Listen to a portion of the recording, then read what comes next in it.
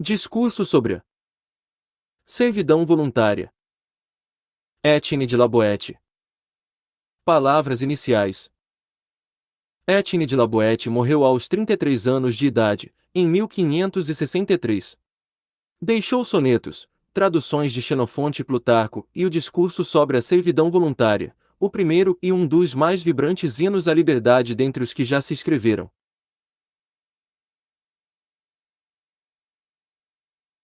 Toda a sua obra ficou como legado ao filósofo Montaigne, de 1533 a 1592, seu amigo pessoal que, diante de uma primeira publicação, pirata, do discurso em 1571, viu-se obrigado a se pronunciar a respeito da obra, que procura minimizar em seus efeitos apodando-lhe o epíteto de obra de infância e mero exercício intelectual.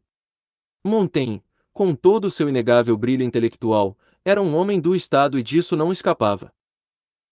Entre muitos pontos importantes e relevantes do discurso em si, ressalta-se: o poder que um só homem exerce sobre os outros é ilegítimo. A preferência pela república em detrimento da monarquia. As crenças religiosas são frequentemente usadas pelas monarquias para manter o povo sob sujeição e jugo. Étienne de La Boétie afirma no discurso a liberdade e a igualdade de todos os homens na dimensão política. Evidencia, pela primeira vez na história, a força da opinião pública. Repele todas as formas de demagogia. Incursionando pioneiramente pelo que mais tarde ficará conhecido como psicologia de massas, informa da irracionalidade da servidão, desde o título provocativo da obra, indicada como uma espécie de vício, de doença coletiva. O discurso, que no século XVI Montaigne considerava difícil prefaciar, hoje em dia é ainda tristemente atual. O ser humano encontra-se em amarras auto-infligidas por toda a parte. Como dizia Manuel J. Gomes, importante tradutor de La Boétie para o português. Se em 1600 era tarefa difícil escrever um prefácio a La Boétie, hoje não é mais fácil. Hoje, como nos tempos de La Boétie e Montaigne, a alienação é demasiado doce, como um refrigerante, e a liberdade demasiado amarga, porque está demasiado próxima da solidão e da loucura. Discurso sobre a servidão voluntária. Étienne de La Boétie. Muita gente a mandar não me parece bem, um só chefe, um só rei, é o que mais nos convém. Assim proclamava publicamente Ulisses em Homero. Homero, Ilíada, capítulo 2 teria toda a razão se tivesse dito apenas: muita gente a mandar não me parece bem. Deveria, para ser mais claro, ter explicado que o domínio de muitos nunca poderia ser boa coisa pela razão de o domínio de um só que usurpe o título de soberano seja assaz duro e pouco razoável. Em vez disso, porém, acrescentou: um só chefe, um só rei, é o que mais nos convém. Uma única desculpa terá Ulisses e é a necessidade que teve de recorrer a tais palavras para apaziguar as tropas amotinadas, adaptando, julgo, o discurso às circunstâncias mais do que à verdade. Vistas bem as coisas, não há infelicidade maior do que estar sujeito a um chefe, nunca se pode confiar na bondade dele e só dele depende o ser mau quando assim lhe aprouver. Ter vários amós é ter outros tantos motivos para se ser extremamente desgraçado. Não quero por enquanto levantar o discutidíssimo problema de saber se as outras formas de governar a coisa pública são melhores do que a monarquia. A minha intenção é antes interrogar-me sobre o lugar que a monarquia cabe, se algum lhe cabe, entre as mais formas de governar. Porque não é fácil admitir que o governo de um só tem a preocupação da coisa pública. É melhor, todavia, que esse problema seja discutido separadamente, em tratado próprio, pois é daqueles que traz consigo toda a casta de disputas políticas. Quero para já, se possível, esclarecer tão somente o fato de tantos homens, tantas vilas, cidades e nações suportarem às vezes um tirano que não tem outro poder de prejudicá-los enquanto eles quiserem suportá-lo, que só lhes pode fazer mal enquanto eles preferem aguentá-lo a contrariá-lo. Digno de espanto, se bem que vulgaríssimo, e tão doloroso quanto impressionante, é ver milhões de homens a servir, miseravelmente curvados ao peso do jugo, esmagados não por uma força muito grande, mas aparentemente dominados e encantados apenas pelo nome de um só homem cujo poder não deveria assustá-los, visto que é um só, e cujas qualidades não deveriam prezar porque os trata desumana e cruelmente. Tal é a fraqueza humana, temos frequentemente de nos curvar perante a força, somos obrigados a contemporizar, não podemos ser sempre os mais fortes. Se, portanto, uma nação é pela força da guerra obrigada a servir a um só, como a cidade de Atenas aos 30 tiranos, não nos espanta que ela se submeta, devemos antes lamentá-la, ou então, não nos espantarmos nem lamentarmos, mas sofremos com paciência e esperarmos que o futuro traga dias mais felizes. Está na nossa natureza o deixarmos que os deveres da amizade ocupem boa parte da nossa vida. É justo amarmos a virtude, estimarmos as boas ações, ficarmos gratos aos que fazem o bem, renunciarmos a certas comodidades para melhor honrarmos e favorecermos aqueles a quem amamos e que o merecem. Assim também, quando os habitantes de um país encontram uma personagem notável que dê provas de ter sido previdente a governá-los, arrojado a defendê-los e cuidadoso a guiá-los, passam a obedecer em tudo e a conceder-lhe certas prerrogativas, é uma prática reprovável, porque vão acabar por afastá-lo da prática do bem e empurrá-lo para o mal. Mas em tais casos julga-se que poderá vir sempre bem e nunca mal de quem um dia nos fez bem. Mas o que vem a ser isto, afinal? Que nome se deve dar a esta desgraça? Que vício, que triste vício é este?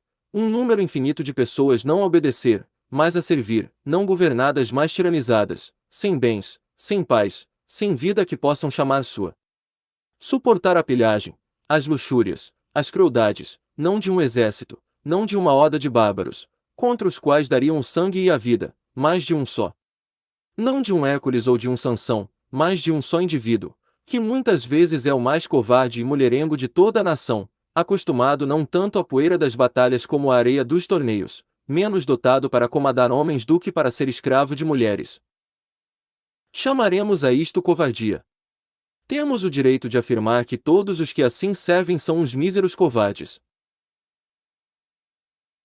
É estranho que 2, 3 ou 4 se deixem esmagar por um só, mas é possível, poderão dar a desculpa de lhes ter faltado o ânimo. Mas quando vemos 100 ou 1000 submissos a um só, não podemos dizer que não querem ou que não se atrevem a desafiá-lo. Como não é covardia, poderá ser desprezo, poderá ser desdém.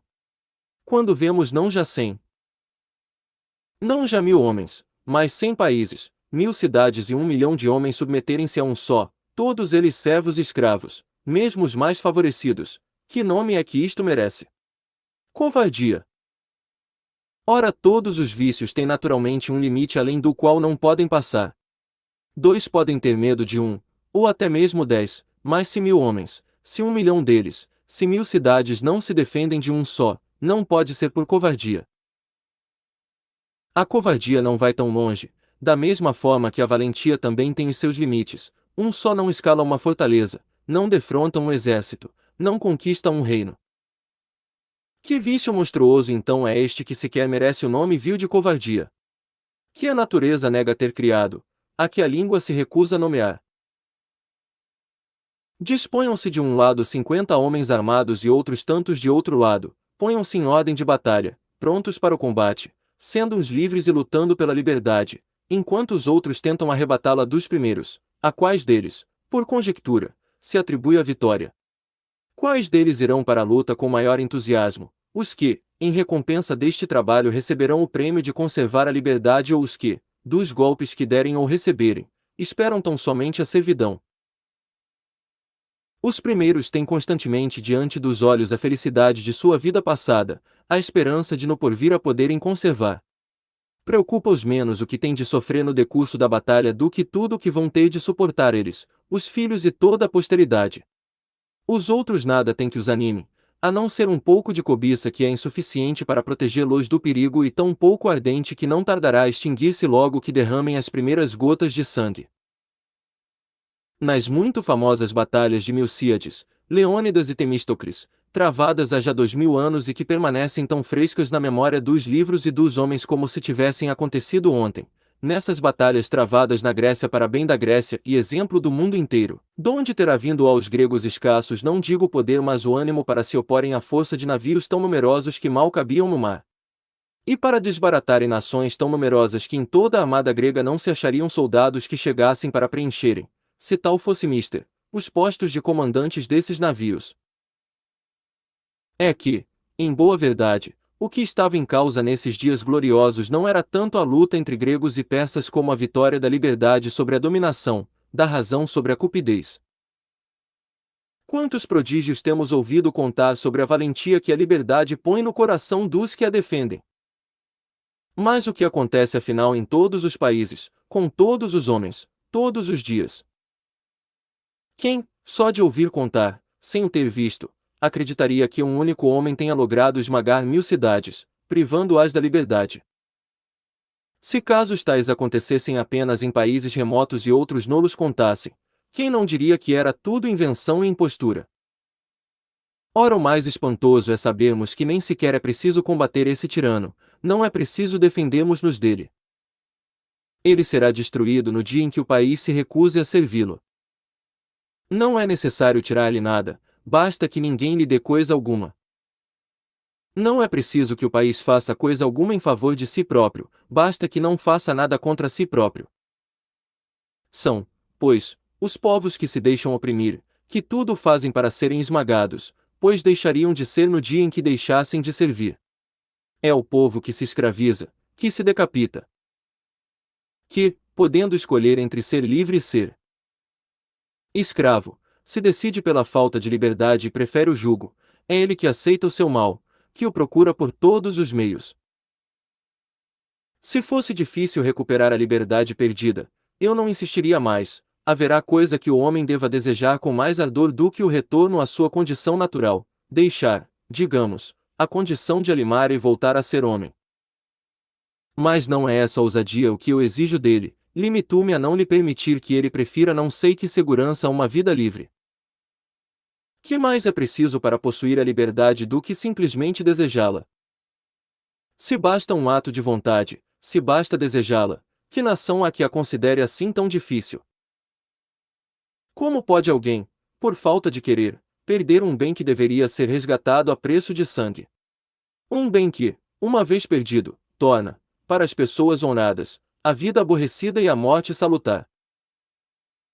Veja-se como, ateado por pequena fagulha, acende-se o fogo, que cresce cada vez mais e, quanto mais lenha encontra, tanta mais consome, e como, sem se lhe despejar água, deixando apenas de lhe fornecer lenha a consumir, a si próprio se consome, perde a forma e deixa de ser fogo. Assim são os tiranos, quanto mais eles roubam, saqueiam, exigem, quanto mais arruinam e destroem, quanto mais se lhes der e mais serviços se lhes prestarem, mais eles se fortalecem e se robustecem até aniquilarem e destruírem tudo. Se nada se lhes der, se não se lhe obedecer, eles, sem ser preciso luta ou combate, acabarão por ficar nus, pobres e sem nada, da mesma forma que a raiz, sem umidade e alimento, se torna ramo seco e morto. Os audazes, para que obtenham o que procuram, não receiam perigo algum, os avisados não recusam passar por problemas e privações. Os covardes e os preguiçosos não sabem suportar os males nem recuperar o bem. Deixam de desejá-lo e a força para o conseguirem lhes é tirada pela covardia, mas é natural que neles fique o desejo de o alcançarem. Esse desejo, essa vontade, são comuns aos sábios e aos indiscretos, aos corajosos e aos covardes. Todos eles, ao atingirem o desejado, ficam felizes e contentes. Numa só coisa, estranhamente, a natureza se recusa a dar aos homens um desejo forte. Trata-se da liberdade, um bem tão grande e tão aprazível que, perdida ela, não há mal que não sobrevenha e até os próprios bens que lhe sobrevivam perdem todo o seu gosto e sabor, corrompidos pela servidão. A liberdade é a única coisa que os homens não desejam, e isso por nenhuma outra razão. Julgo eu, se não a de que lhes basta desejá-la para a possuírem, como se recusassem conquistá-la por ela ser tão simples de obter. Gentes miserandas, povos insensatos, nações apegadas ao mal e cegas para o bem. Assim deixais que vos arrebatem a maior e melhor parte das vossas riquezas, que devastem os vossos campos, roubem as vossas casas e vô-las despojem até das antigas mobílias herdadas dos vossos pais. A vida que levais é tal que, podeis afirmá-lo, nada tendes de vosso. Mas parece que vos sentis felizes por serdes senhores apenas de metade dos vossos haveres, das vossas famílias e das vossas vidas, e todo esse estrago, essa desgraça, essa ruína provém afinal não dos seus inimigos, mas de um só inimigo, daquele mesmo cuja grandeza lhe é dada só por vós, por amor de quem marchais corajosamente para a guerra, por cuja grandeza não recusais entregar à morte as vossas próprias pessoas. Esse que tanto vos humilha tem só 2 olhos e 2 mãos, tem um só corpo e nada possui que o mais ínfimo entre os ínfimos habitantes das vossas cidades não possua também. Uma só coisa ele tem mais do que vós e é o poder de vos destruir, poder que vós lhe concedestes. Onde iria ele buscar os olhos com que vos espia se vós não nos desseis? Onde teria ele mãos para vos bater se não tivesse as vossas? Os pés com que ele esmaga as vossas cidades de quem são senão vossos? Que poder tem ele sobre vós que de vós não venha? Como ousaria ele perseguir-vos sem a vossa própria conivência? Que poderia ele fazer se vós não fosseis encobridores daquele que vos rouba, cúmplices do assassino que vos mata e traidores de vós mesmos? Semeais os vossos frutos para ele pouco depois calcar aos pés. Recheais e mobiliais as vossas casas para ele vir saqueá-las, criais as vossas filhas para que ele tenha em quem cevar sua luxúria. Criais filhos a fim de que ele, quando lhe apetecer, venha recrutá-los para a guerra e conduzi-los ao matadouro, fazer deles acólitos da sua cupidez e executores das suas vinganças. Matai-vos a trabalhar para que ele possa regalar-se e refestelar-se em prazeres vis e imundos. Enquanto vós definhais, ele vai ficando mais forte, para mais facilmente poder refrear-vos. E de todas as ditas indignidades que os próprios brutos, se as sentissem, não suportariam, de todas podeis libertar-vos, se tentardes não digo libertar-vos, mas apenas querer fazê-lo. Tomai a resolução de não mais servirdes e sereis livres. Não vos peço que o empurreis ou derrubeis, mas somente que o não apoieis, não tardareis a ver como, qual colosso descomunal, a que se tire a base, cairá por terra e se quebrará. Os médicos aconselham a não se tocar com a mão nas chagas incuráveis, não é, pois, sensato que eu dê conselhos a um povo que há muito perdeu a consciência e cuja doença, uma vez que ele já não sente dor, é evidentemente mortal. Temos, antes, de procurar saber como esse desejo teimoso de servir se foi enraizando a ponto de o amor à liberdade parecer coisa pouco natural. Antes de mais, eu creio firmemente que, se nós vivêssemos de acordo com a natureza e com os seus ensinamentos, seríamos naturalmente obedientes ao país, submissos à razão e de ninguém escravos. Todos os homens, por si próprios, sem outro conselho que não seja o da natureza, guardam obediência ao pai e à mãe. Quanto à razão, discutem muitos acadêmicos e todas as escolas filosóficas se ela nasce ou não conosco. De momento penso não errar se crer que há na nossa alma uma semente natural de razão, a qual, se cultivada com bons conselhos e bons costumes, floresce em virtude, se, pelo contrário, é atacada pelos vícios, morre de asfixia e aborta. Uma coisa é claríssima na natureza, tão clara que a ninguém é permitido ser cego a tal respeito, e é o fato de a natureza, ministra de Deus e governanta dos homens, nos ter feito todos iguais, com igual forma, aparentemente num mesmo molde, de forma que todos nos reconhecêssemos como companheiros ou mesmo irmãos. Ao fazer as partilhas dos dons que nos legou, deu, mais a uns do que a outros, certos dons corporais e espirituais, mas é igualmente certo que não pretendeu pôr-nos neste mundo como em campo fechado, nem deu aos mais fortes e aos mais avisados ordem para, quais salteadores emboscados no mato e armados, dizimarem os mais fracos. É de crer, isso sim, que, favorecendo alguns e desfavorecendo outros, pretendia dar lugar à fraterna afeição, dar-lhes meios de se manifestar, pois se a uns assiste o poder de ajudar, os outros tinham necessidade de ser ajudados. Esta boa mãe deu-nos a todos a terra para nela morarmos, albergou-nos a todos numa mesma casa, moldou-nos a todos numa mesma massa, para assim todos podermos mirar-nos e reconhecer-nos uns nos outros, a todos em comum outorgou o grande dom da voz e da palavra para sermos mais amigos e mais irmãos e, pela comum e mútua declaração dos nossos pensamentos, estabelecermos a comunhão de nossas vontades. E pois ela buscou por todos os meios apertar e estreitar mais fortemente os nós da nossa aliança e sociedade, e por todas as formas mostrou mais desejar ver-nos unidos do que unos, não há dúvida de que somos todos companheiros e ninguém poderá jamais admitir que a natureza, integrando-nos a todos numa sociedade, tenha destinado-os para escravos. Não importa verdadeiramente discutir se a liberdade é natural, provado que esteja a ser a escravidão uma ofensa para quem a sofre e uma injúria à natureza que em tudo quanto faz é razoável. Não há dúvidas, pois, de que a liberdade é natural e que, pela mesma ordem de ideias, todos nós nascemos não só senhores da nossa alforria mas também com condições para defendermos. Se acaso pusermos isso em dúvida e descermos tão baixo que não sejamos capazes de reconhecer qual o nosso direito e as nossas qualidades naturais, voltei de vos tratar como mereceis e por os próprios animais a dar-vos lições e a ensinar-vos qual é vossa verdadeira natureza e condição. Só quem for surdo não ouve o que dizem os animais, viva a liberdade! Muitos deles morrem quando os apanham. Como o peixe que, fora da água, perde a vida, também outros animais se negam a viver sem a liberdade que lhes é natural. Se os animais estabelecessem entre si quaisquer grandezas e proeminências, fariam, creio firmemente, da liberdade a sua nobreza. Alguns aqui, dos maiores aos menores, ao serem presos, opõem resistência com as garras, os chifres, as patas e o bico, demonstrando assim claramente o quanto prezam a liberdade perdida.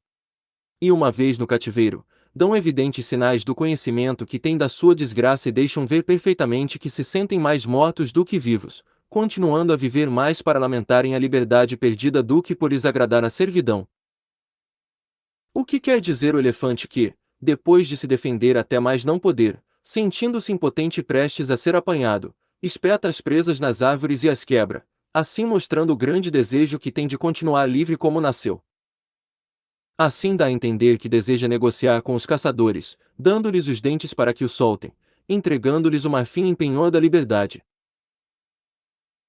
Começamos a domesticar o cavalo, desde o momento em que ele nasce, preparamo-lo para nos servir e não podemos glorificar-nos de que, uma vez domado, ele não morde o freio e não se empina quando o esporeamos, como se, assim parece, quisesse mostrar à natureza e testemunhar por essa forma que serve não de boa vontade mas por ser obrigado a servir. Que dizer perante isto? Que até os bois sob o jugo andam gemendo e na gaiola as aves vão chorando. Como escrevi no tempo em que versejava a francesa, não receio, escrevendo-te em particular, citar versos meus, coisa que nunca faço, como tens mostrado gostar deles, não me acusarás de ser pretensioso. Todas as coisas que têm sentimento sentem a dor da sujeição e suspiram pela liberdade, as alimárias, feitas para servirem o homem não são capazes de se habituar à servidão sem protestarem desejos contrários.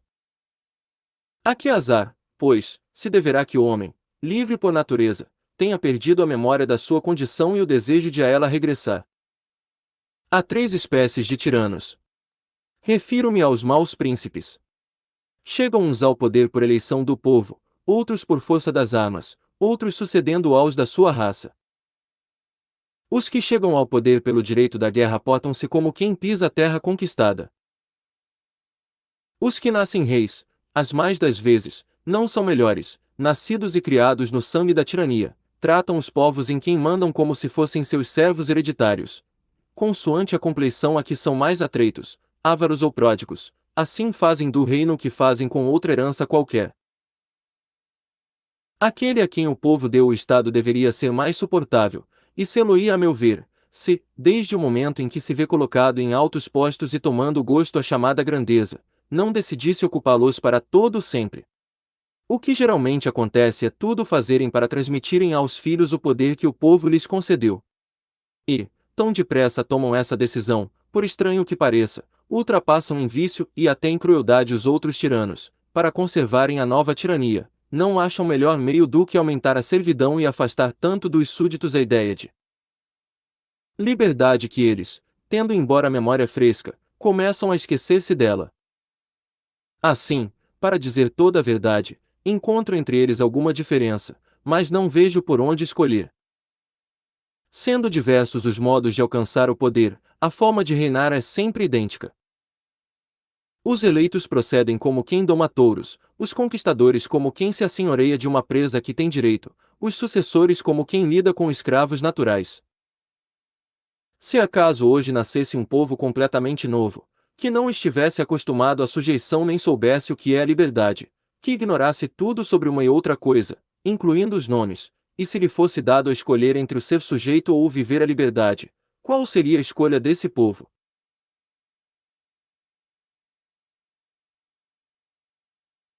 Não custa a responder que prefeririam obedecer à razão em vez de servirem a um homem, a não ser que se tratasse dos israelitas, os quais, sem ninguém os obrigar e sem necessidade, elegeram um tirano e Samuel. Capítulo 8. Mas nunca leio a história de tal povo sem uma grande decepção e alguma fúria, tanta que quase me alegro por lhe terem acontecido tantas desgraças. Uma coisa é certa, porém, os homens, enquanto neles houver algo de humano, só de deixam subjugar se foram forçados ou enganados, enganados pelas armas estrangeiras, como Esparta e Atenas pelas forças de Alexandre, ou pelas facções, como aconteceu quando o governo de Atenas caiu nas mãos de Pisístrates. Pisístrates, 600-527, foi por 3 vezes tirano de Atenas. Da primeira vez foi derrubado por Licurgo. Da segunda por Hermódio e Aristogito. Deve-se, contudo, a Pisístrates a compilação das obras de Homero, como a Ilíada e a Odisseia. Muitas vezes perdem a liberdade porque são levados ao engano, não são seduzidos por outrem mas sim enganados por si próprios. Assim, o povo de Siracusa, cidade capital da Sicília, denominada hoje Saragossa, aqui Boete se equivoca o apertado pelas guerras, sem olhar a nada a não ser o perigo, elevou ao poder Dionísio I e entregou-lhe o comando do exército. Tantos poderes lhe foi dando que o velhaco, uma vez vitorioso, como se tivesse triunfado não sobre os inimigos, mas sobre os cidadãos, subiu de capitão a rei e de rei a tirano. Incrível coisa é ver o povo, uma vez subjugado, cair em tão profundo esquecimento da liberdade que não desperta nem a recupera, antes começa a servir com tanta prontidão e boa vontade que parece ter perdido não a liberdade mas a servidão. É verdade que, a princípio, serve com constrangimento e pela força, mas os que vêm depois, como não conheceram a liberdade nem sabem o que ela seja, servem sem esforço e fazem de boa mente o que seus antepassados tinham feito por obrigação. Assim é, os homens nascem sob o jugo, são criados na servidão, sem olharem para lá dela, limitam-se a viver tal como nasceram, nunca pensam ter outro direito nem outro bem senão o que encontraram ao nascer, aceitam como natural o estado que acharam à nascença. E todavia não há herdeiro tão pródigo e desleixado que uma vez não passe os olhos pelos livros de registros, para ver se goza de todos os direitos hereditários e se não foi esbulhado nos seus direitos, ele ou o seu predecessor. Mas o costume, que sobre nós exerce um poder considerável, tem uma grande orça de nos ensinar a servir e, tal como Dmitrídates se diz que aos poucos foi se habituando a beber veneno, a engolir tudo até que deixamos de sentir o amargor do veneno da servidão. Não pode negar-se que a natureza tem força para nos levar aonde ela queira e fazer a nós livres ou escravos, mas importa confessar que ela tem sobre nós menos poder do que o costume e que a natureza, por muito boa que seja, acaba por se perder se não for tratada com os cuidados necessários, e o alimento que comemos transmite-nos muito de seu, faça a natureza o que fizer. As sementes do bem que a natureza em nós coloca são tão pequenas e inseguras que não aguentam o embate do alimento contrário. Não se mantêm facilmente, estragam-se, desfazem-se, reduzem-se a nada. Como acontece com as árvores de fruto, possuidoras de uma natureza própria que conservarão enquanto as deixarem, mas passarão a ter outra e a dar frutos estranhos, não os delas, a partir do momento em que sejam enxertadas. As ervas têm cada uma a sua propriedade, a sua natureza e a sua singularidade próprias, mas o frio, o tempo, a terra ou a mão do jardineiro acrescentam-lhe ou tiram-lhe muitas das suas virtudes. Vê-se num sítio uma planta que outro sítio não reconhece. Vejam-se os venezianos, um punhado de pessoas livres, tanto que até o pior de todos se recusaria a ser rei, nascidos e criados de tal modo que a grande ambição deles é defenderem ciosamente a liberdade de cada um, educados desde o berço nestes princípios, não aceitariam todas as outras felicidades da terra, se para isso tivessem de perder a menor de suas liberdades. Vejam-se os venezianos, repito, e repare-se depois nos que habitam as terras daquele a que chamamos grão-senhor, gente que nada mais faz do que servi-lo e que, para o manterem no poder, dão a própria vida. Diria quem visse uns e outros que possuem todos a mesma natureza. Não julgaria antes que saíra de uma cidade de homens para entrar num curral de animais.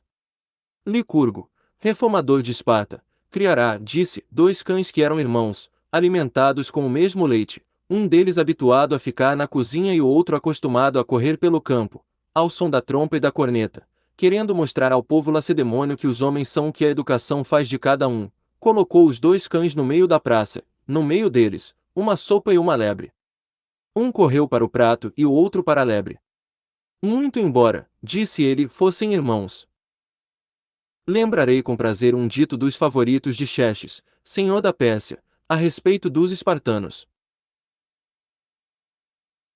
Quando Xerxes se aparelhava para conquistar a Grécia, mandou embaixadores às cidades gregas, a pedir-lhes água e terra. A Esparta e Atenas não os enviou, porque os enviados de seu pai, Dário que lá tinha ido fazer igual pedido, tinham-nos os espartanos e atenienses lançado em covas e outros em poços, dizendo-lhes que tirassem terra e água à vontade e que fossem levá-la a seu príncipe. Nenhum daqueles povos tolerava que, sequer por palavras, alguém lhes tocasse na liberdade. Por assim terem feito, viram os espartanos que tinham incorrido no ódio dos próprios deuses, especialmente no de Tautíbio, deus dos arautos. Para os apaziguarem, mandaram a Xerxes 2 cidadãos, para que fossem à presença dele e ele os tratasse como lhe aprouvesse, tirando assim a desforra dos embaixadores que seu pai enviará e tinham sido mortos. 2 espartanos, um de nome Secto e outro Bulis, ofereceram-se voluntariamente para esta missão. Foram e, pelo caminho, entraram no palácio de um persa chamado Gidano, lugar-tenente do rei em todas as cidades do litoral da Ásia. Este os recebeu com muita honraria. E como fossem conversando sobre vários assuntos, perguntou-lhes que motivos tinham para recusarem a amizade do rei. Podeis crer, espartanos, dizia-lhes, juro-vos que o rei sabe honrar quem o merece, e se vos tornardes seus súditos, vereis que assim é. Se aceitardes e ele vos conhecer, vereis como será cada um de vós nomeado imediatamente senhor de uma cidade da Grécia. Ao que lhe responderam os lacedemonios, ruim conselho é o que nos dás, Gidano. O bem que nos prometes, já o experimentaste, mas nada sabes do que nós já possuímos, gozas do favor do rei, mas nada sabes da liberdade, do gosto que ela tem, da sua doçura. Se a conhecesses, havias de nos aconselhar a defendê-la, não só com lança e escudo, mas até com unhas e dentes. O espartano é que tinha razão, mas um e outro falavam de acordo com o que tinham aprendido. Não era possível ao persa avaliar a liberdade, pois nunca a tivera, nem ao lacedemônio aceitar a sujeição, depois de ter conhecido o gosto da liberdade. Catão de Útica, quando era ainda menino de escola, entrava muitas vezes na casa do ditador Sila cujas portas lhe estavam abertas, não só por pertencer a uma família nobre, como até por ser parente próximo de Sila. Acompanhava-o sempre o preceptor, como era costume entre os filhos de boas famílias. Deu ele então conta de que em casa de Sila, na presença deste ou por sua ordem, muitos cidadãos eram presos e condenados, eram uns banidos e outros estrangulados, decretava-se a confiscação dos bens e era perdida a cabeça de muitos. Ou seja, mais parecia o paço do tirano do que a morada do governador da cidade, era menos um tribunal de justiça do que uma espelunca da tirania. Perguntou o nobre infante ao preceptor, dar-me-eis um punhal. Metê-lo-eis sob a toga, e como entro muitas vezes nos aposentos de Sila. Antes de ele acordar, o meu braço há de ter força suficiente para libertar o povo. Este é um dito digno de Catão. Assim já se revelava digno da morte que teve. Mas se porventura a história não referisse o nome dele nem o local, seria facílimo adivinhar que se trata de um romano e natural de Roma, da verdadeira Roma, quando ela era livre. Mas para que dizer mais? Em boa verdade não creio que o país ou a terra importem muito. Em todos os países em todos os climas, sabe mal a sujeição e é gostosa a liberdade. Dignos de dó são os que nasceram com a canga no pescoço. Devem ser desculpados e perdoados, pois, nunca tendo visto sequer a sombra da liberdade e ninguém a tendo mostrado, não sabem como é mal serem escravos. Há países em que o sol aparece de modo diverso daquele a que estamos habituados, depois de brilhar durante 6 meses seguidos, deixe-os ficar mergulhados na escuridão, nunca os visitando no meio do ano. Se os que nasceram durante essa longa noite nunca tivessem ouvido falar do dia, seria de espantar que eles se habituassem às trevas em que nasceram e nunca desejassem a luz. Nunca se lastima o que não se conhece, só se tem desgosto depois de ter gozado o prazer. Depois de se ter conhecido o bem e se recordar a alegria passada. É natural no homem o ser livre, e o querer sê-lo, mas está igualmente na sua natureza ficar com certos hábitos que a educação lhe dá. Diga-se, pois, que acaba por ser natural tudo que o homem obtém pela educação e pelo costume, mas da essência da sua natureza é o que lhe vem da mesma natureza pura e não alterada. Assim, a primeira razão da servidão voluntária é o hábito. Provam os cavalos sem rabo que no princípio mordem o freio e acabam depois por brincar com ele, e os mesmos que se rebelavam contra a sela acabam por aceitar a albada e usam muito ufanos e vaidosos os arreios que os apertam. Afirmam que sempre viveram na sujeição, que já os pais assim tinham vivido. Pensam que são obrigados a usar freio, provam-no com exemplos e com o fato de há muito serem propriedade daqueles que os tiranizam.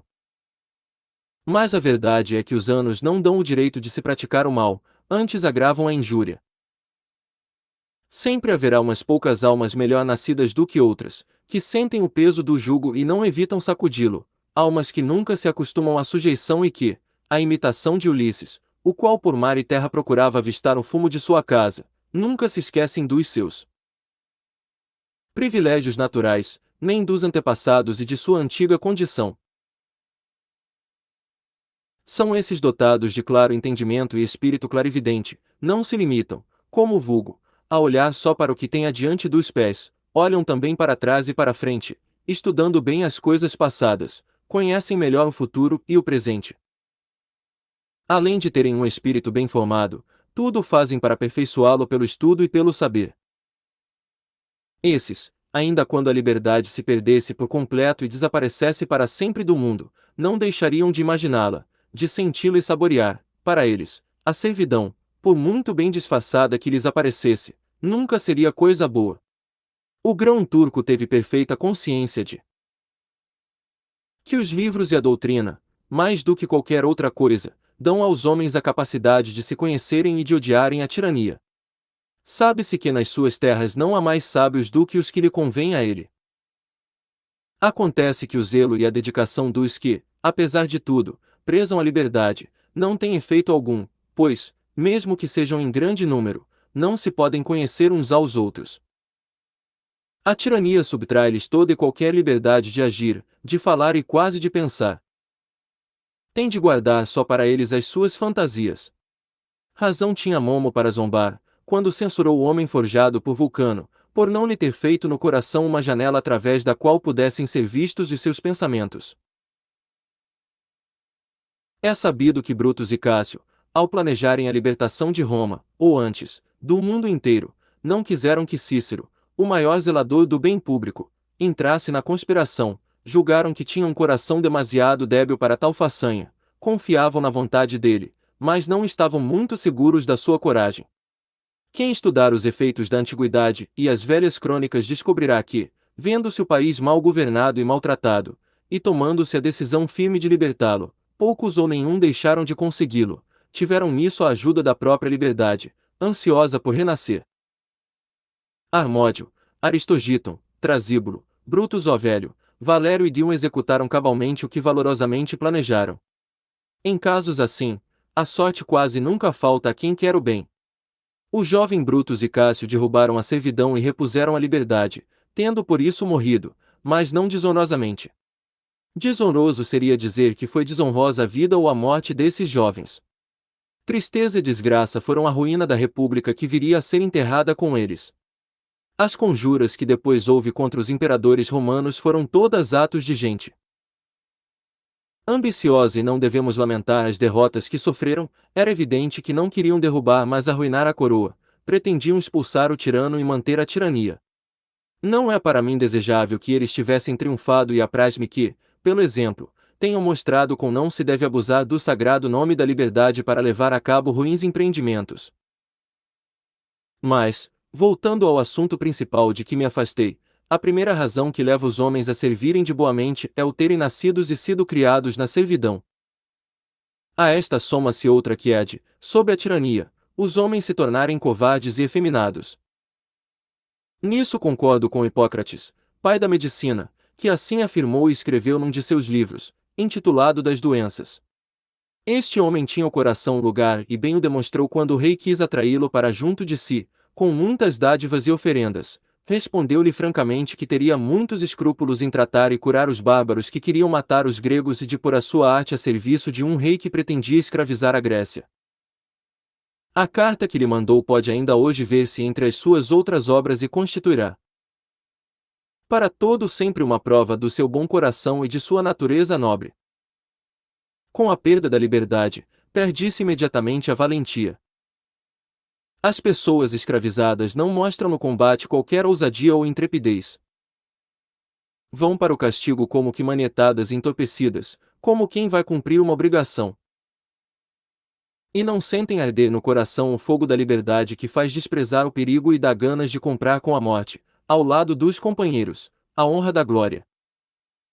Entre homens livres, todos disputam invejosamente quem há de ser o primeiro a servir o bem comum, todos desejam ter o seu quinhão no mal da derrota ou no bem da vitória.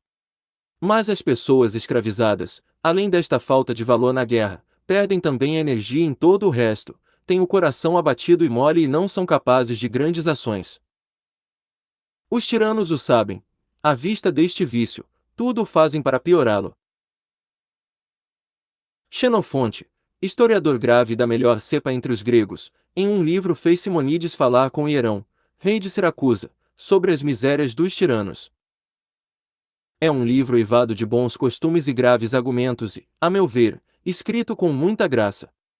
Bom seria que todos os tiranos que já houve pusessem diante dos olhos e deles se servissem como de um espelho.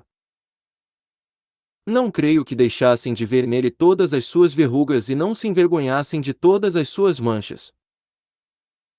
Conta no referido tratado o tormento porque passam os tiranos que, por fazerem mal a todos devem temer. Diz entre outras coisas que os maus reis recorrem a estrangeiros para fazerem a guerra, subornam-nos e não se atrevem a meter armas nas mãos dos próprios súditos a quem ofenderam. Reis houve, alguns até franceses, mais outrora do que nos dias de hoje, que contrataram para a guerra mais de uma nação estrangeira, com a intenção de preservarem os seus, por acharem que não era perdido o dinheiro gasto em defesa das pessoas. Era o que dizia Cipião, o grande africano, julgo, para quem valia mais defender a vida de um cidadão do que desbaratar 100 inimigos. Mas não há dúvida alguma de que o tirano se julga absolutamente seguro e só se preocupa quando percebe que já não tem a seu serviço um único homem de valor. Com razão se lhe poderá dizer nessa altura o que Trasão, em Terêncio, se glória de ter dito ao domador de elefantes. Tão bravo vos hei mostrado que sois das bestas criado. Mas esse estratagema com que os tiranos humilham os súditos está, mais do que em qualquer outro lado, explicitado no que Ciro fez aos lídios, depois de se ter apoderado de Sardes, capital da Lídia, quando aprisionou o riquíssimo rei Creso e o levou cativo. Trouxeram-lhe a notícia de que os de Sardes se tinham revoltado. Ter-lhe-ia sido fácil dominá-los. Não desejando saquear uma tão bela cidade nem querendo destacar para lá um exército que a vigiasse, recorreu a um outro expediente. Fundou nela bordéis, tabernas e jogos públicos e publicou um decreto que obrigava os habitantes a frequentá-los. Tão bons resultados teve esta guarnição que foi desnecessário daí em diante levantar a espada contra os lídios. Os desgraçados divertiram-se a inventar toda a casta de jogos, de tal forma que a palavra latina usada para significar passatempos é a palavra ludi, que vem de lidi, lídios. Nem todos os tiranos foram tão explícitos no seu desejo de efeminarem os homens, mas o que este ordenou formalmente foi, em grande parte, realizado de forma velada. É muito próprio do vulgo, mormente o que pulula nas cidades, desconfiar de quem o estima e ser ingênuo para com aqueles que o enganam. Atrair o pássaro com o apito ou o peixe com a isca do anzol é mais difícil que atrair o povo para a servidão, pois basta passar-lhes junto à boca um engodo insignificante. É espantoso como eles se deixam levar pelas cócegas. Os teatros, os jogos, as faces, os espetáculos, as feras exóticas, as medalhas, os quadros e outras bugigangas eram para os povos antigos engodos da servidão, preço da liberdade, instrumentos da tirania. Deste meio, desta prática, destes engodos se serviam os tiranos para manterem os antigos súditos sob o jugo. Os povos, assim ludibriados, achavam bonitos estes passatempos, divertiam-se com o vão prazer que lhes passava diante dos olhos e habituavam-se a servir com simplicidade igual, se bem que mais nociva, a das crianças que aprendem a ler atraídas pelas figuras coloridas dos livros iluminados. Os tiranos romanos decretaram também na celebração frequente das decenárias públicas, para as quais atraiam a canalha que põe acima de tudo os prazeres da boca. Nem o mais esclarecido de todos eles trocaria a malga da sopa pela liberdade da República de Platão. Os tiranos ofereciam o quarto de trigo, o cesteiro de vinho e o cestécio. E os vivas ao rei eram então coisa triste de ouvir. Não davam conta, os nécios, de que recuperavam dessa forma parte do que era seu e que não podia o tirano dar-lhes coisa que não lhes tivesse furtado antes. O que hoje ganhava o cestécio, o que se fartava de comer no festim público, louvando a grande liberalidade de Tibério e Nero, era no dia seguinte obrigado a entregar os seus haveres à avareza, os filhos da luxúria e o próprio sangue à crueldade daqueles magníficos imperadores, e fazia-o sem dizer palavra, mudo como uma pedra, quedo como um cepo. O povo sempre foi assim. É perante o prazer que honestamente não pode atingir, aberto e dissoluto, e fez-se ao agravo e à dor que honestamente não deveria sofrer, insensível. Não sei hoje em dia de pessoa alguma que, ao ouvir falar de Nero, não trema só com o nome de tão vil monstro, de tão hedionda e imunda besta. Pode, porém, dizer-se que após a sua morte, viu tanto quanto foi a sua vida, o povo romano ficou com tanta pena, por se lembrar dos seus jogos e festins, que pouco faltou para vestir luto. Assim o escreveu Cornélio Tácito, autor dos melhores e mais graves, e só pode estranhar o fato quem não conheça bem o que o povo fez após a morte de Júlio César, que tinha abolido as leis e a liberdade. Achavam que era um homem sem valor, creio, mas louvaram muito a sua humanidade que afinal foi tão nociva como a crueldade mais selvagem de todos os tiranos. Em boa verdade, a sua peçonhenta doçura serviu só para adoçar a servidão que impôs ao povo romano. Mas, depois de morto, o dito povo, que tinha ainda na boca o sabor dos banquetes e a recordação das suas prodigalidades, queimou, para honrá-lo e incinerá-lo, todos os bancos da praça, edificou-lhe uma coluna, como a um verdadeiro pai do povo, assim rezava a inscrição no capitel, e prestou-lhe mais honrarias, após a morte, do que a qualquer outro homem, à exceção talvez dos que o mataram. Os imperadores romanos não deixavam de tomar sempre o título de tribuno do povo, seja porque seu cargo era tido na conta de santo e sagrado, seja porque havia sido estabelecido para se defenderem do povo e estarem sob o favor do Estado. Deste modo tinham por certo que o povo lhes daria toda a confiança, tendo em maior consideração o título do que os atos deles. Não procedem melhor hoje em dia os que sempre que cometem alevosias, incluindo as mais graves, fazem-nas acompanhar de discursos sobre o bem comum e a utilidade pública. Não ignoras, longa, os considerandos de que habilmente eles costumam lançar mão. Mas na maioria das vezes não há habilidade que chegue para cobrir tanto despudor. Os reis assírios, e depois deles os medos, só apareciam em público o mais tarde possível, ao anoitecer, para a populaça julgar que eles tinham algo de sobre-humano, assim iludindo as gentes propensas ao devaneio e amigas de imaginar aquilo que não veem claramente visto. Foi assim que as nações que durante longos anos pertenceram ao Império Sírio se habituaram, com tal mistério, a servir e serviam tanto mais quanto não sabiam quem era o soberano, e todos o respeitavam e temiam, sem nenhum deles o ter visto.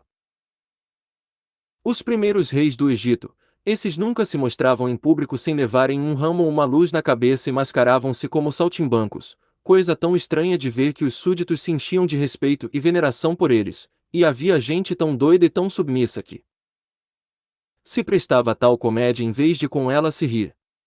Faz pena ouvir comentar as artimanhas a que os tiranos de antigamente recorriam para consolidarem as suas tiranias e o modo como de coisas só menos tiravam grande partido.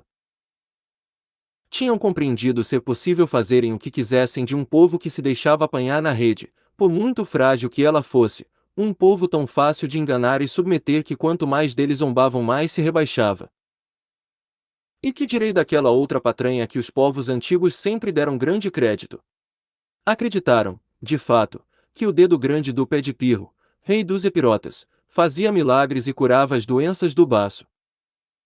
Acreditavam na lenda de que o dito dedo, após a cremação do corpo de Pirro, ficaria inteiro no meio das cinzas. Era o próprio povo que forjava as mentiras em que posteriormente acreditava. Muitos assim o escreveram, pelo modo como fizeram, é patente que se limitaram a reunir o que ouviam dizer nas cidades entre o povo miúdo. Vespasiano, no regresso da Assíria, passando por Alexandria a caminho de Roma, tomara o governo do império, teria realizado muitos milagres. Punha os coxos a andar, dava vista aos cegos e obrava muitas outras façanhas em que só podia acreditar quem fosse mais cego do que aqueles a quem pretensamente curava. Até os mesmos tiranos se espantavam com a forma como os homens podem suportar um homem que lhes faz mal, utilizavam por isso o disfarce da religião, se possível, tomavam o aspecto de certas divindades, disso se servindo para protegerem a má vida que levavam. Se dermos credo a Sibila de Virgílio e à sua descrição do inferno, Salmoneu, por ter zombado dos deuses e vestido a indumentária de Júpiter, está agora no fundo do inferno a receber o castigo que merece. As penas vi cruéis e penetrantes de Salmoneu soberbo, que tanto erra, de Júpiter tonante o raio horrendo e do Olimpo os trovões contrafazendo. De 4 frisões este conduzido uma tocha acendida meneando, pelos povos de Grécia ia atrevido, e pelo meio de Elides triunfando. O culto aos altos deuses só devido. Pedia, Mentecapto, que rodando pela ponte no coche miserável, fingia a chuva e o raio imitável. Mais de uma nuvem densa um raio horrendo, vibrando irado, o Padre Onipotente derrubou com ímpeto tremendo, não com fumoso raio ou tocha ardente. Eneida, Virgílio, capítulo 6. Se este, cujo crime foi fazer de tolo, padece hoje tais tormentos no inferno, é de crer que merecem muito pior os que abusaram da religião para fins ruins. Os nossos semearam pela França sapos, flores de lis, a ampola e a oriflama. Pela parte que mais me cabe, não ponho em dúvida que os nossos maiores e nós não temos razão de queixa, pois sempre tivemos reis bons em tempo de paz, valorosos na guerra, reis que, embora sendo de nascença, parecem ter sido não criados pela natureza, como os outros, mas eleitos por Deus Todo-Poderoso, antes de tomarem nas mãos as rédeas do governo e a guarda do reino.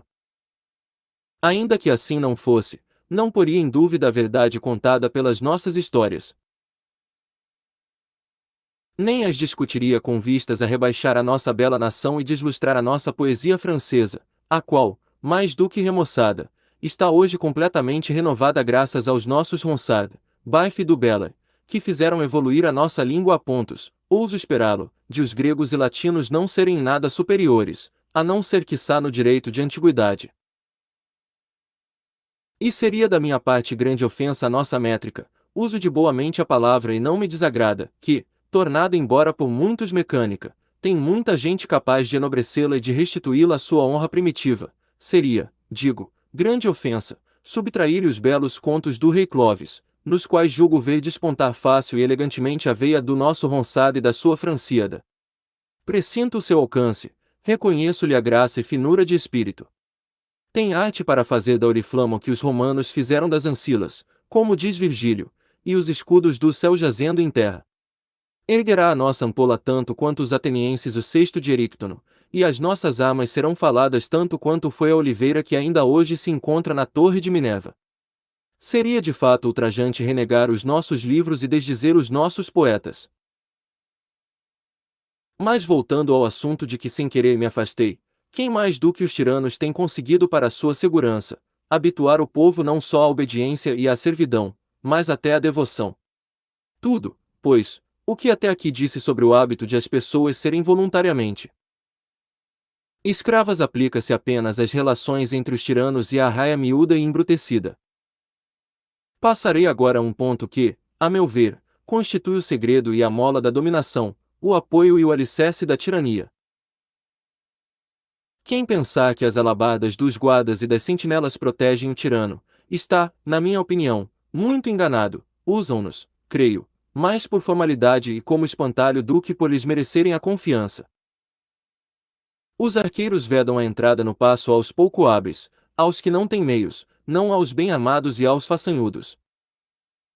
Dos imperadores romanos se pode dizer que foram menos os que escaparam de qualquer perigo por intervenção dos arqueiros do que os que pelos próprios guardas foram mortos. Não são as hordas de soldados a cavalo, não são as companhias de soldados peões, não são as armas que defendem o tirano.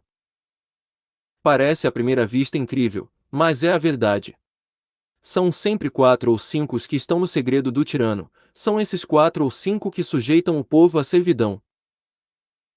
Sempre foi a uma escassa meia dúzia que o tirano deu ouvidos, foram sempre esses os que lograram aproximar-se dele ou ser por ele convocados, para serem cúmplices das suas crueldades, companheiros dos seus prazeres, alcoviteiros suas lascívias e com ele beneficiários das rapinas. Tal é a influência deles sobre o caudilho que o povo tem de sofrer não só a maldade dele como também a deles. Essa meia dúzia tem ao seu serviço mais 600 que procedem com eles como eles procedem com o tirano. Abaixo destes 600 a 6.000 devidamente ensinados a quem confiam ora o governo das províncias ora a administração do dinheiro, para que eles ocultem as suas avarezas e crueldades, para serem seus executores no momento combinado e praticarem tais malefícios que só à sombra deles podem sobreviver e não cair sob a alçada da lei e da justiça. E abaixo de todos estes vêm outros. Quem queira perder tempo a desheredar esta complexa meada descobrirá abaixo dos tais 6.000 mais 100.000 ou 100 milhões agarrados à corda do tirano, tal como em Homero Júpiter se glória de que, puxando a corda, todos os deuses virão atrás. Tal cadeia está na origem do crescimento do Senado no tempo de Júlio, do estabelecimento de novos cargos e das eleições de ofícios, que não são de modo algum uma reforma na justiça, mas novo apoio à tirania. E, pelos favores, ganhos e lucros que os tiranos concedem chega-se a isto, são quase tantas pessoas a quem a tirania parece proveitosa como as que prezam a liberdade. Dizem os médicos que, havendo no nosso corpo uma parte afetada, é nela que naturalmente se reúnem os humores malignos. Da mesma forma, quando um rei se declara tirano, tudo quanto é mal, a escória do reino, não me refiro aos larápios e outros desorelhados que no conjunto da república não fazem bem ou mal algum, os que são ambiciosos e avarentos, todos se juntam à volta dele para apoiarem-no, para participarem do saque e serem outros tantos tiranetes logo abaixo do tirano. É o caso dos grandes ladrões e corsários famosos. Há uns que exploram o país e assaltam os viajantes, estão uns de emboscada e outros à espreita, uns chacinam, outros saqueiam, havendo muito embora alguns mais proeminentes, uns que são criados e outros chefes de bando, todos afinal se sentem donos, se não do espólio principal, pelo menos de parte dele. Conta-se que os piratas sicilianos não só se juntaram em tão grande número que foi mister enviar contra eles Pompeu Magno, como também conseguiram estabelecer alianças com algumas belas cidades e grandes praças fortes em cujos portos ancoravam com toda a segurança, no regresso do corso, dando-lhes em recompensa uma parte dos bens que rapinavam. O tirano submete a uns por intermédio dos outros. É assim protegido por aqueles que, se algo valessem, antes devia recear, e dá razão ao adágio que diz ser a lenha rachada com cunhãs feitas da mesma lenha. Vejam-se os arqueiros, os guardas e porta-estandartes que do tirano recebem não poucos agravos.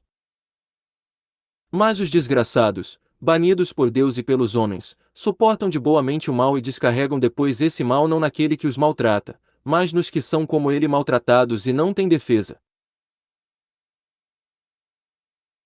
À vista dos que servilmente giram em redor do tirano, a executar as suas tiranias e a oprimir o povo, Fico muitas vezes espantado com a maldade deles e sinto igualmente pena de tanta estupidez.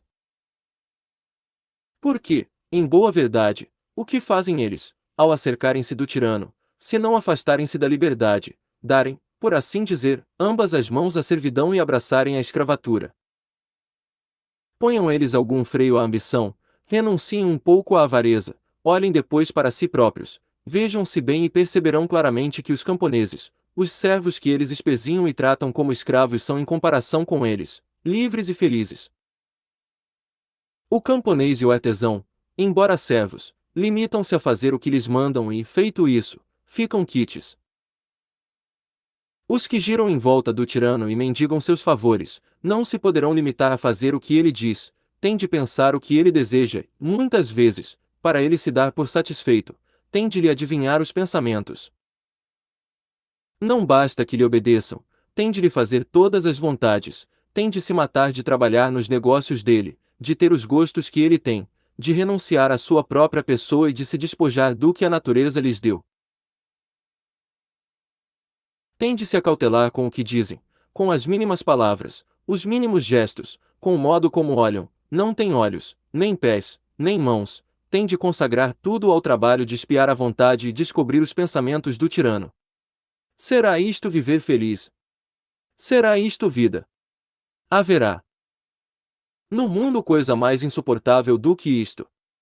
Não me refiro sequer a homens bem-nascidos, mas sim a quem tenha o sentido do bem comum ou, para mais não dizer, cara de homem. Haverá condição mais miserável do que viver assim, sem ter nada de seu, sujeitando a outrem a liberdade, o corpo, a vida. Fazem tudo o que fazem para ganharem fortuna. Como se pudessem ganhar alguma coisa de seu, quando da sua própria pessoa não podem dizer que seja sua? Como se fosse possível, na presença do tirano, alguém possuir o que quer que seja, eles fazem tudo para acumularem riquezas e não se lembram de que são eles que lhe dão a força para roubar tudo a todos, não deixando a ninguém nada de seu. Veem que é o ter que mais sujeita os homens à crueldade, que não há para o tirano crime mais digno de morte do que a posse de quaisquer bens, que ele só quer possuir riquezas, que rouba aos ricos que se apresentam diante dele como num matadouro, para que ele os veja bem recheados e ornados e deles tenha inveja. Estes favoritos deveriam lembrar-se menos dos poucos que no convívio com o tirano ganharam fortunas do que dos muitos que, tendo acumulado assim alguns haveres, acabaram por perder os bens e a vida. Bom será pensar que, se alguns poucos ganharam riquezas, pouquíssimos foram os que as conservaram. Percorreram-se as histórias antigas, pense-se nas de fresca data e se verá claramente quão grande é o número dos que, ganhando as boas graças dos príncipes com falsidades e tendo recorrido à maldade ou abusado da simplicidade deles, acabaram por ser aniquilados pelos mesmos príncipes, os quais, tão facilmente quanto os tinham elevado, viram que não podiam conservá-los. Entre o grande número de pessoas que algum dia viveram nas cortes dos maus reis, poucos ou nenhum escaparam de sentir em si a crueldade do tirano a quem tinham acirrado contra os outros. Tendo mais das vezes enriquecido, à custa da proteção deles, com os despojos dos outros, foram eles que depois enriqueceram os outros com seus próprios despojos.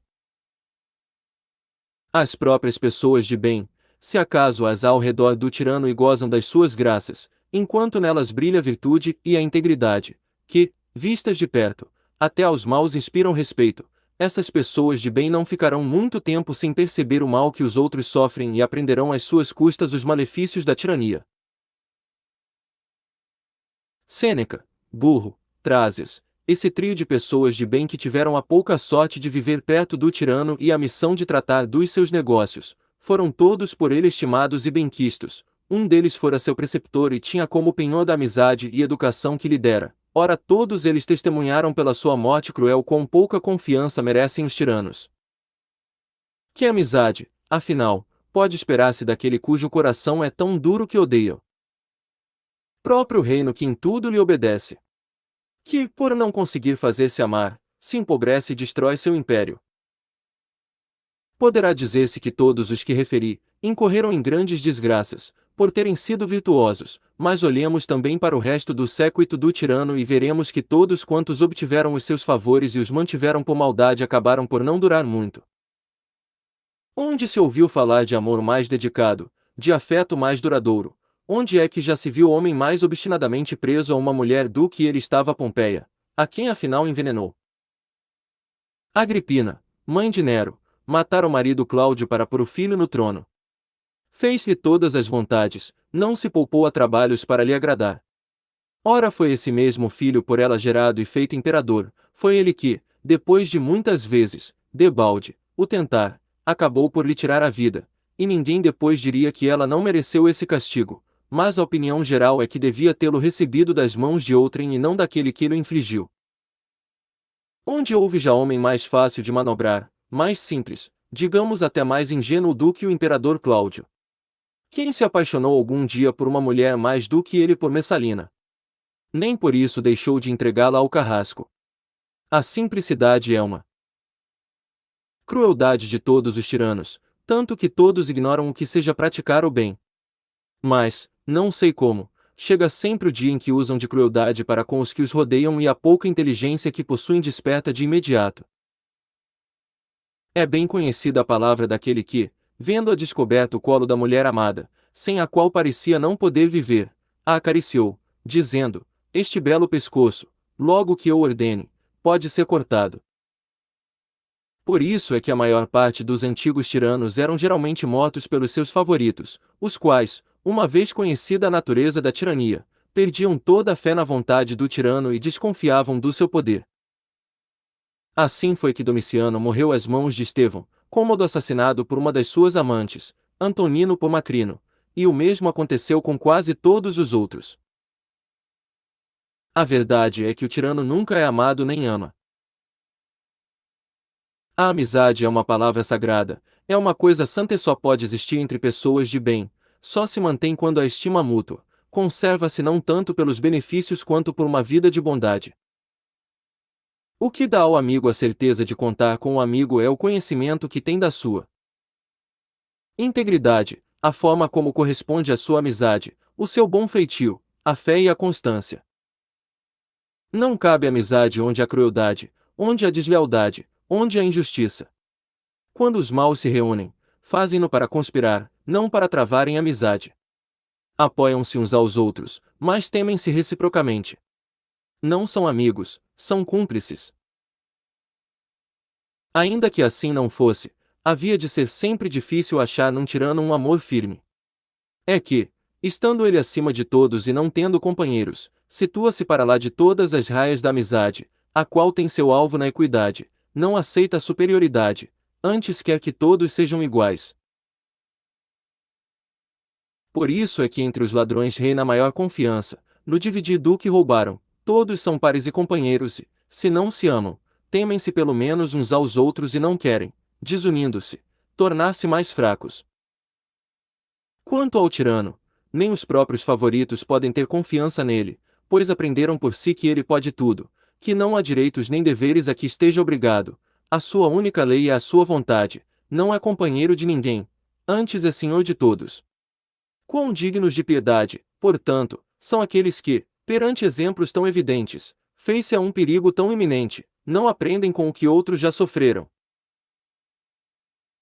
Como pode haver tanta gente que gosta de conviver com os tiranos e que nenhum só tem inteligência e ousadia que bastem para lhes dizer o que, no dizer do conto, a raposa respondeu ao leão que se fingia doente: de boa mente entraria no teu covil, mas só vejo pegadas de bichos que entram e nenhuma dos que dele tenham saído. Esses desgraçados só veem o brilho dos tesouros do tirano e ficam olhando espantados para o fulgor das suas suntuosidades, deslumbrados com tanto esplendor, aproximam-se e não veem que estão a atirar-se para o meio de uma fogueira que não tardará a consumi-los. O sátiro indiscreto, reza a fábula, ao ver aceso o lume descoberto por Prometeu, achou-o tão belo que foi beijá-lo e se queimou. A borboleta que, esperando encontrar algum prazer, se atira ao fogo, vendo-o luzir, acaba por ser vítima de uma outra qualidade que o fogo tem, a de tudo queimar, diz o poeta Lucano.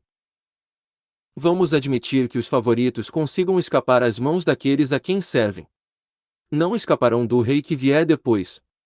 Se for bom, tudo fará para pedir contas e repor a justiça. Se for mau e semelhante ao que eles serviram, há de ter os seus favoritos que, evidentemente, além de pretenderem ocupar o lugar dos outros, hão de querer também os bens e as vidas deles.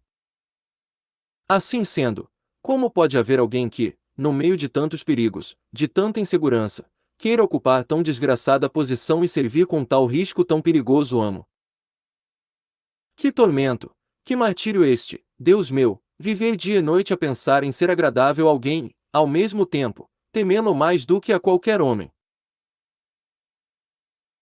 Que tormento estar sempre de olho à espreita, de ouvido à escuta, a espiar de onde virá o golpe, para descobrir embustes, examinando sempre as feições dos companheiros, a ver se descobre quem o trai, rindo-se para todos, receando-os a todos, não tendo inimigo declarado nem amigo certo.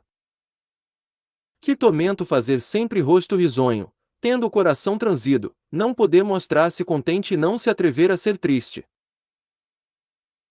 Aprazível é considerar o que eles ganham com tanto tormento, o que podem esperar dos trabalhos que passam e da mísera vida que levam.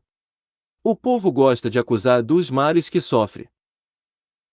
Não o tirano, mas os que o aconselham, os povos, as nações, toda a gente, incluindo os camponeses e os lavradores, todos sabem os nomes deles e os respectivos vícios, sobre eles lançam 1000 ultrajes, 1000 vilanias, 1000 maldições. Todas as suas orações e votos são contra eles. Todas as desgraças, todas as pestes, todas as fomes lhes são atribuídas e, se às vezes, exteriormente, lhes tributam algum respeito, não deixam de amaldiçoá-lo no mais fundo do coração, têm por eles um horror maior do que têm aos animais ferozes. Tal é a honra, tal é a glória que recebem em paga dos serviços que prestam aos povos, os quais nunca se darão por saciados e compensados do que sofreram, ainda que por eles repartissem o corpo em pedaços. Mesmo depois de morrerem, os que ficam tudo farão para que o nome de come gente lhe seja atribuído e manchado pela tinta de 1000 penas, e a sua reputação desfeita em milhares de livros, e os próprios ossos, a bem dizer, pisados pelos vindouros que assim castigam depois de mortos os que tiveram vida ruim. Aprendamos com estes exemplos, aprendamos a fazer o bem.